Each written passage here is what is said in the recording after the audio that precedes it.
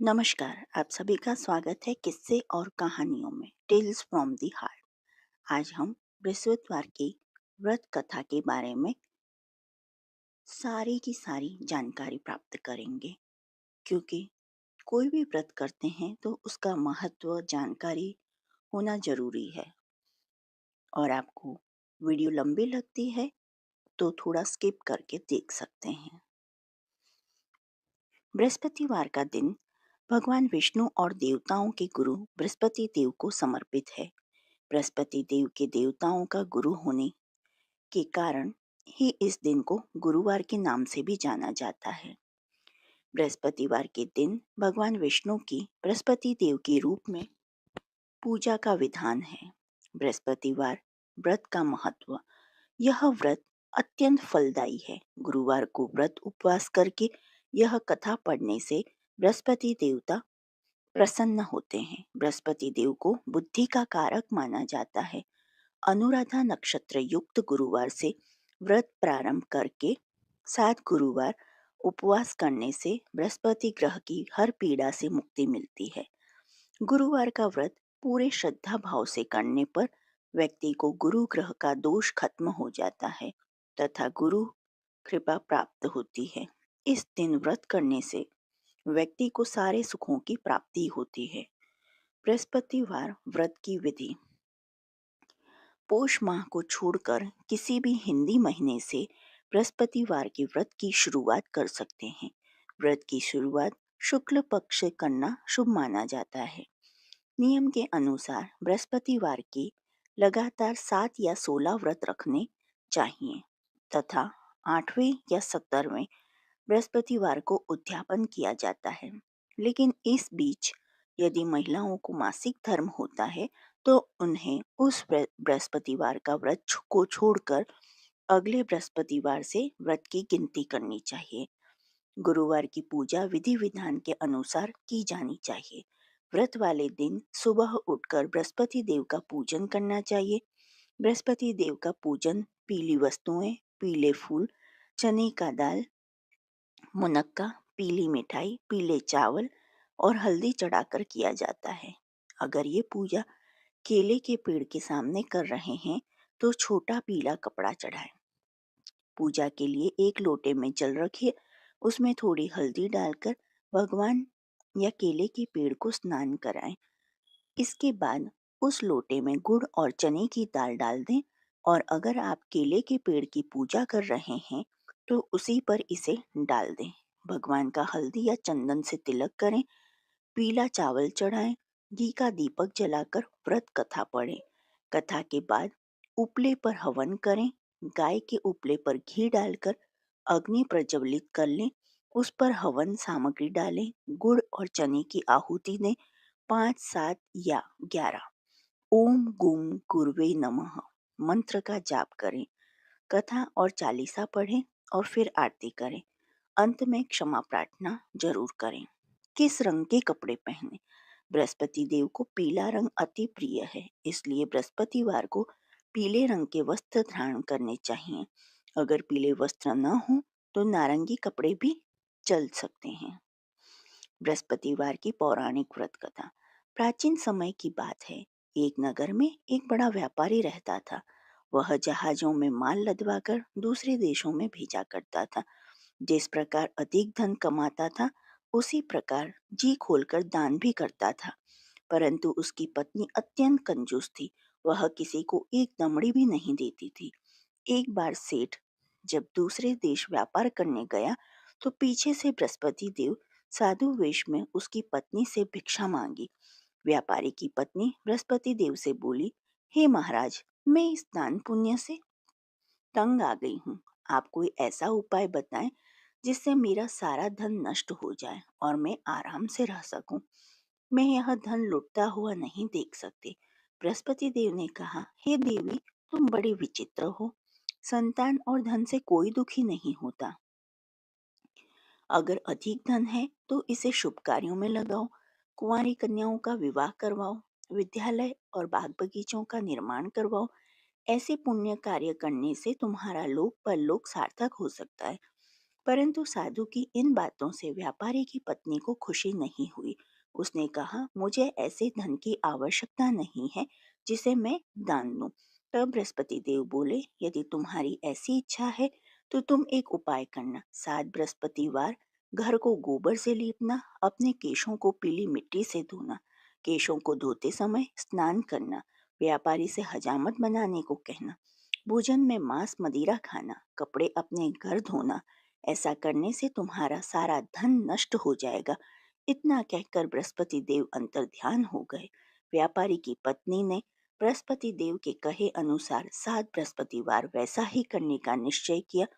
केवल 3 बृहस्पतिवार बीते थे कि उसकी समस्त धन संपत्ति नष्ट हो गई और वह परलोक सिधार गई। जब व्यापारी वापस आया तो उसने देखा कि उसका सब कुछ नष्ट हो चुका था। उस व्यापारी ने अपनी पुत्री को सांत्वना दी और दूसरे नगर में जाकर बस गया। वहां वह जंगल से लकड़ी काट कर लाता और शहर में बेचता। इस तरह वह अपना जीवन व्यतीत करने लगा। एक दिन उसकी पुत्री ने दही खाने की इच्छा प्रकट की, लेकिन व्यापारी के पास दही खरीदने के भी पैसे नहीं थे। वह अपनी पुत्री को आश्वासन देकर जंगल में लकड़ी काटने चला गया। वहां एक वृक्ष के नीचे बैठ अपनी पूर्व दशा पर विचार कर रोने लगा। उस दिन बृहस्पतिवार था। तभी वहां बृहस्पति देव साधु के रूप में सेठ के पास आए और बोले, हे मनुष्य, तू इस जंगल में किस चिंता में बैठा है? तब व्यापारी बोला, हे महाराज, आप सब कुछ जानते हैं। इतना कहकर व्यापारी अपनी कहानी सुनाकर रो पड़ा। बृहस्पति देव बोले, देखो बेटा, तुम्हारी पत्नी ने बृहस्पति देव का अपमान किया था, इसी कारण तुम्हारा यह हाल हुआ है। लेकिन अब तुम किसी प्रकार की चिंता मत करो। तुम गुरुवार के दिन बृहस्पति देव का पाठ करो। 2 पैसे के चने और गुड़ को लेकर जल के लोटे में शक्कर डालकर वह अमृत और प्रसाद अपने परिवार के सदस्यों और कथा सुनने वालों में बांट दो। स्वयं भी प्रसाद और चरणामृत लो।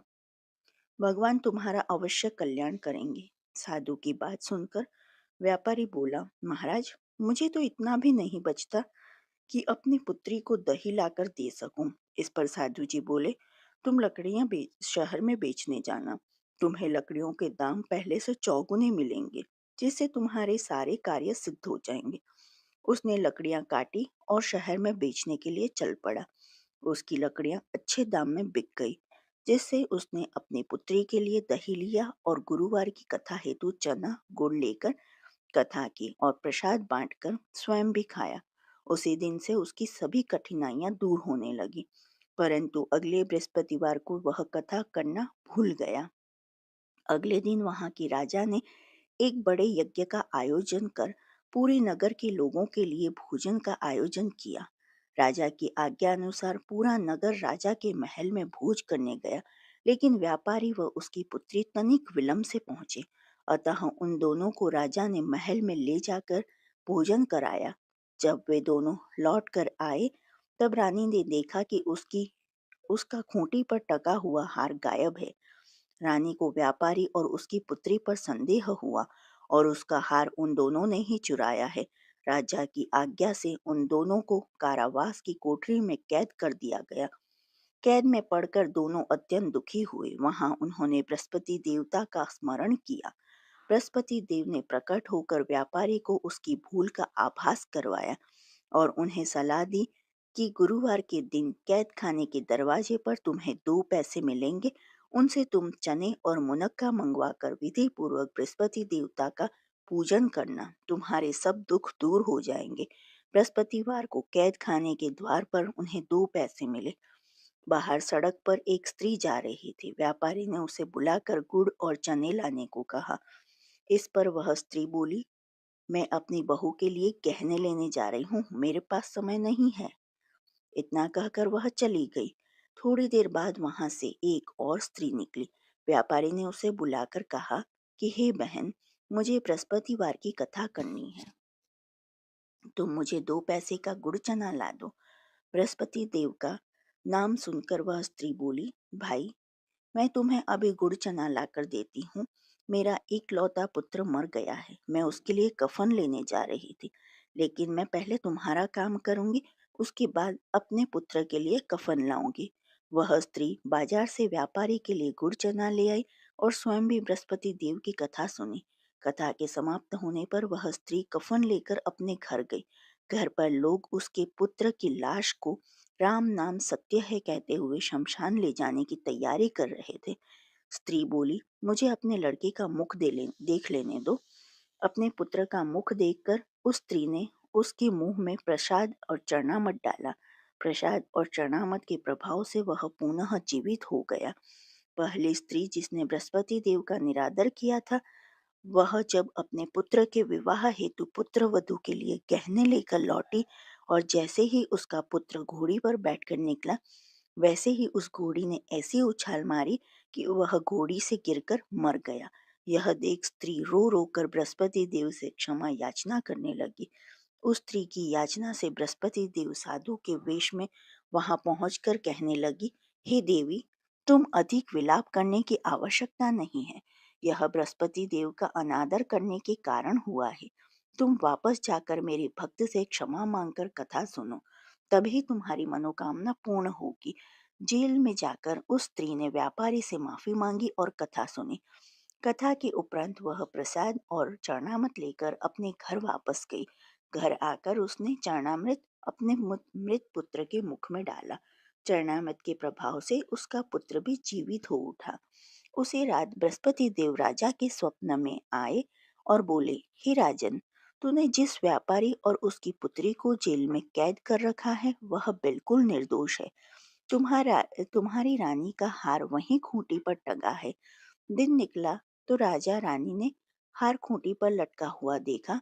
राजा ने उस व्यापारी और उसकी पुत्री को रिहा कर दिया और उन्हें आधा राज्य देकर उसकी पुत्री का विवाह उच्च कुल में करवाकर दहेज में हीरे जवाहरात दिए। गुरुवार व्रत आरती। ओम जय बृहस्पति देवा, ओम जय बृहस्पति देवा, जय बृहस्पति देवा। छिन छिन भोग लगाऊं, पल पल भोग लगाऊं, कदली फल मेवा। ओम जय बृहस्पति देवा। तुम पूर्ण परमात्मा, तुम अंतर्यामी, स्वामी तुम अंतर्यामी। जगत पिता जगदीश्वर, जगत पिता जगदीश्वर, तुम सबके स्वामी। ओम जय बृहस्पति देवा। चरणामृत निज निर्मल, सभी पातके हरिता, स्वामी सभी पातके हरिता। सकल मनोरथ दायक, सकल मनोरथ दायक, कृपा करो भरता। ओम जय बृहस्पति देवा। तन मन धन अर्पण कर, जो जन शरण पड़े, स्वामी जो जन शरण पड़े। प्रभु प्रकट तब होकर, प्रभु प्रकट तब होकर, आकर द्वार खड़े। ओम जय बृहस्पति देवा। दीन दयाल दयानिधि, भक्तन हितकारी, स्वामी भक्तन हितकारी। पाप दोष सब हरता, पाप दोष सब हरता, भव बंधन हारी।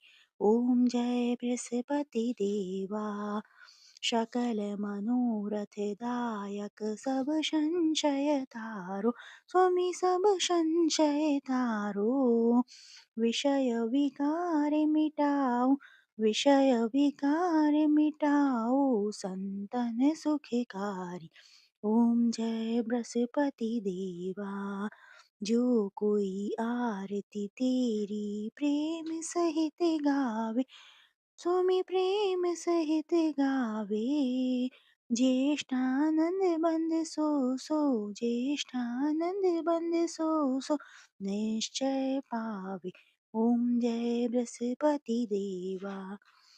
श्री विष्णु चालीसा दोहा।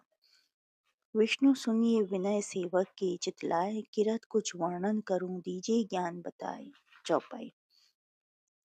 नमो विष्णु भगवान खरारी कष्ट नाशवन अखिल बिहारी प्रबल जगत में शक्ति तुम्हारी त्रिभुवन फैल रही उजियारी सुंदर रूप मनोहर सूरत सरल स्वभाव मोहिनी मूरत तन पर पीतांबर अति सोहत बैजंती माला मनमोहत शंख चक्र कर गदा बिराजे देखत दैत्य असुर दल भाजे सत्य धर्म मद लोभ न गाजे काम क्रोध मद भोज न लोभ न छाजे संत भक्त सज्जन मनरंजन दनुज असुर दुष्टन दल गंजन सुख उपजाए कष्ट सब भंजन दोष मिटाए करत जन सज्जन पाप काट भव सिंधु उतारण कष्ट नाश कर भक्त उबारण करत अनेक रूप प्रभु धारण केवल आप भक्ति के कारण धरणी धेनु बन तुम्हारी पुकारा तब तुम रूप राम का धारा भार उतार असुर दल मारा रावण आदि को संहारा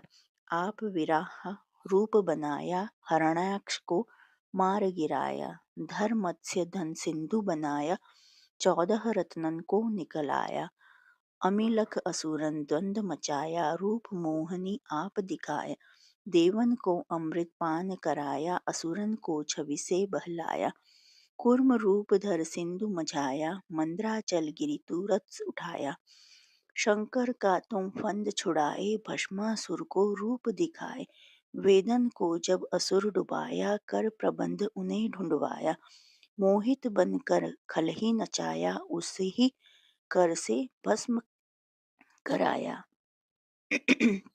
असुर जलंधर अति बदलाई शंकर से उनकिन ही लड़ाई हार पार शिव शकल बनाई किन सती से छल खल जाई सुमरिन किन ही तुम्हें शिवरानी बतलाई सब विपत कहानी तब तुम बने मुनीश्वर ज्ञानी वृंदा की सब सुरती भुलानी देखत तीन तनुज शैतानी वृंदा आए तुम्हें लपटानी हो स्पर्श धर्म क्षति मानी हना असुर उर शिव शैतानी तुमने ध्रुव प्रहलाद उबारे हिरणाकुश आदि खल मारे गणिका और अजामिल तारे बहुत भक्त भव सिंधु उतारे हरहु सकल संताप हमारे कृपा करो हरि सरि सिरजन हारे देखूं मैं निज दरस तुम्हारी दिन बंधु भक्तन हितकारे चाहत आपका सेवक दर्शन करहु दया अपनी मधुसूदन जानू नहीं योग्य जब पूजन होय यज्ञ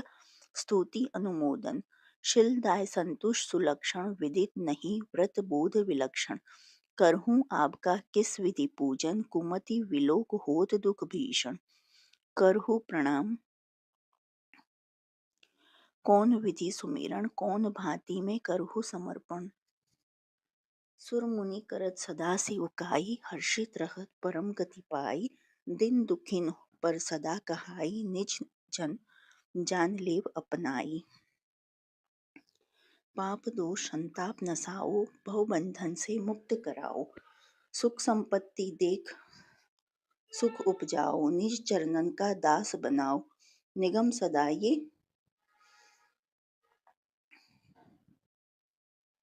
विनय सुनावे पढ़े सुने सो जन सुख पावे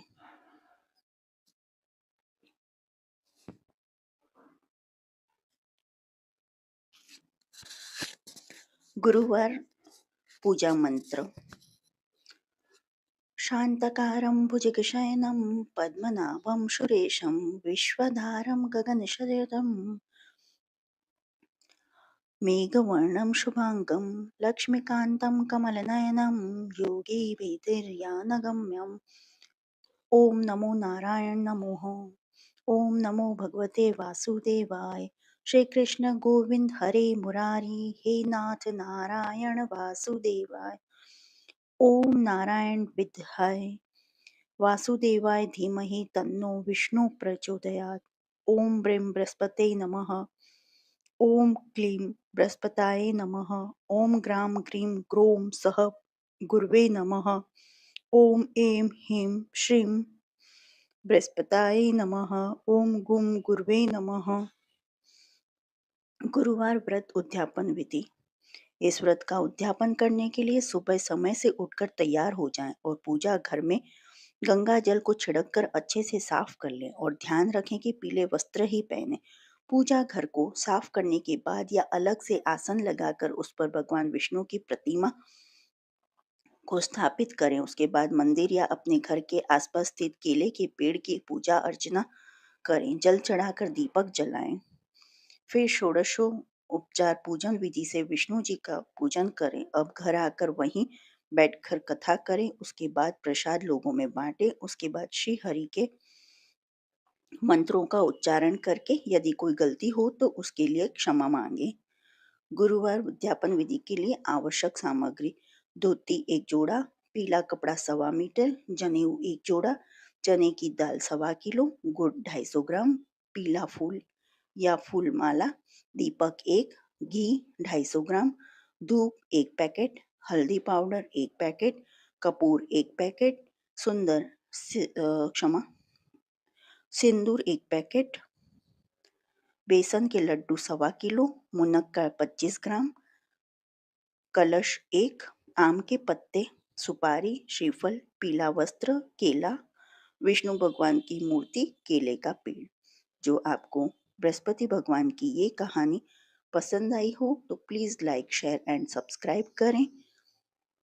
कमेंट बॉक्स में जय गुरु भगवान लिखें और ऐसी ही कहानी और सुनने के लिए प्लीज़ प्रेस बेल आइकन। देखने के लिए धन्यवाद। जय हिंद, जय भारत।